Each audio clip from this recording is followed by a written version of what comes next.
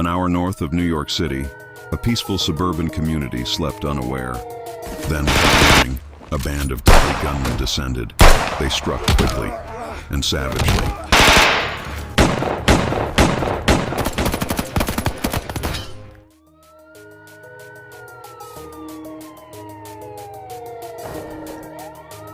Let's get the fuck out of here.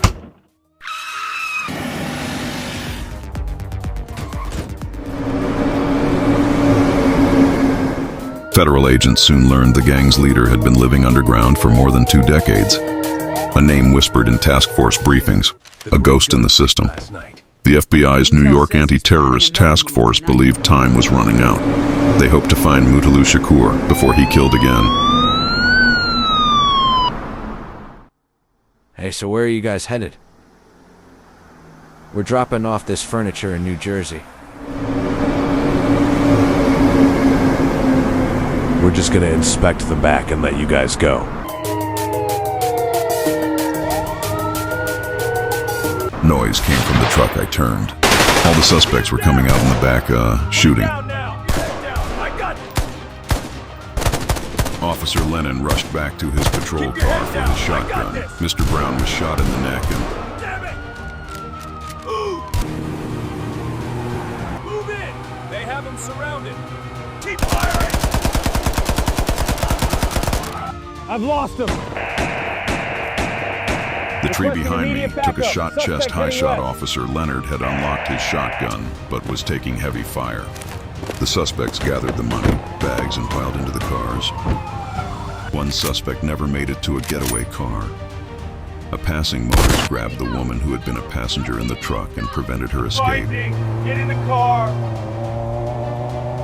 Still en route, Chief Alan Coulson's main focus now was to find the fleeing vehicles, but reports were scattered and hard to decipher. It was very, very difficult at this particular time to get a clear open. The number of communications, they were literally stepping on one another as the chief approached the area.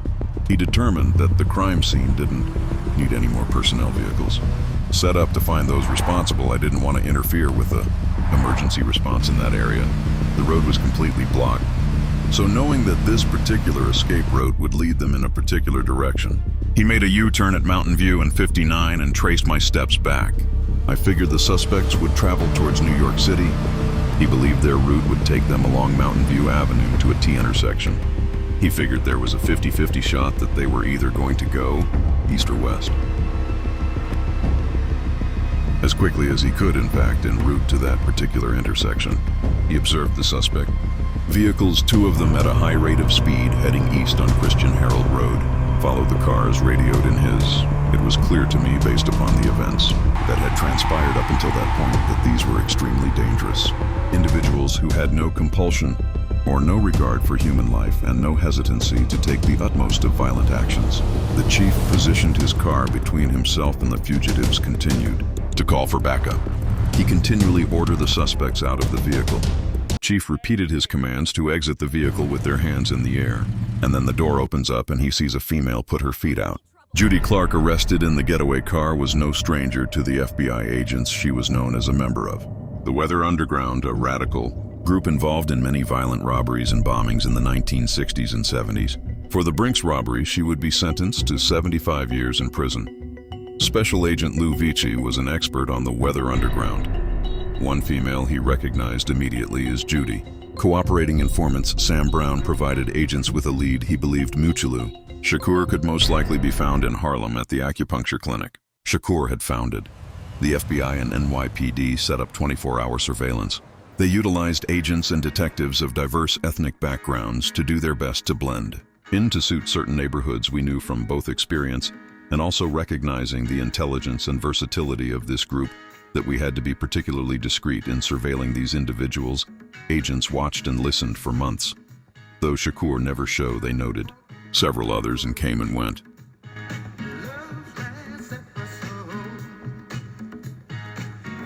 One night, agents followed a man from the clinic to a house at 85 Beryl Street in Greenwich Village. They learned the house was rented to Edward Joseph, one of the suspects named by informant Sam Brown in the armored truck shootout. They suspected Shakur was hiding there, and they were right. Their months of perseverance had paid off. A federal judge authorized a title. 3, he permitted agents to set up wiretaps and bugs. Shakur and Joseph must have suspected the FBI's presence since they often turned up the TV when they talked. Despite this, agents were able to pick up snippets of incriminating conversations and discussions of killing informant Sam Brown. Since the murders and robbery in Nanuet, agents prepared for the assault. Big strike early the next morning, hoping to catch the fugitives asleep, and unaware as the agents watched and waited until they saw Shakur.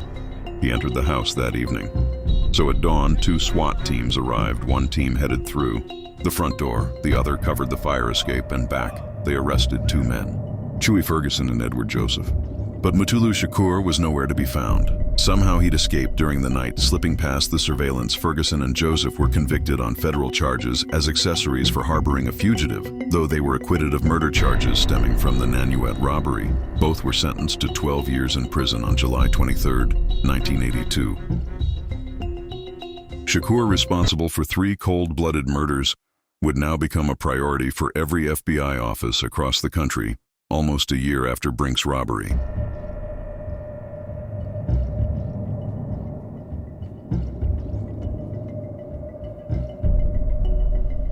Who is going to be there when we arrive?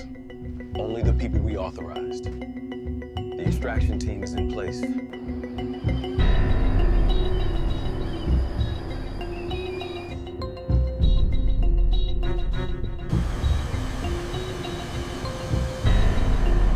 Special Agent David Mitchell spearheaded the search for Shakur. He tagged the FBI Los Angeles field office to have agents follow up the lead Special Agent Dana.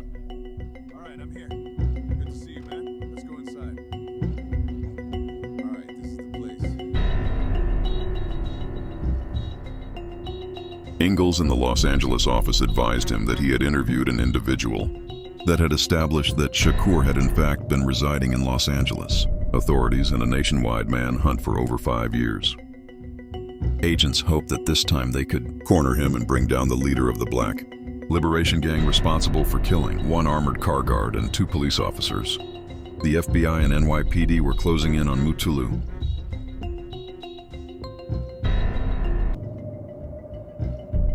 Then on February 11, 1986, their confidential informant called them with information. He told them that Chapman would meet with Soccer that night after Chapman left a Lakers basketball game. Investigators located his car and waited for him to leave the fort.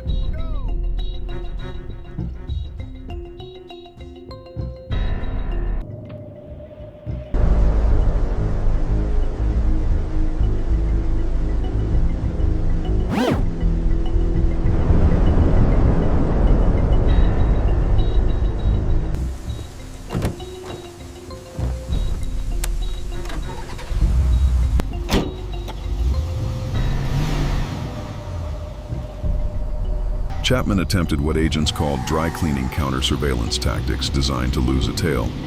He wove through the streets, turning a changing direction. They stayed with him, not knowing if Chapman had seen. When Chapman reached his destination,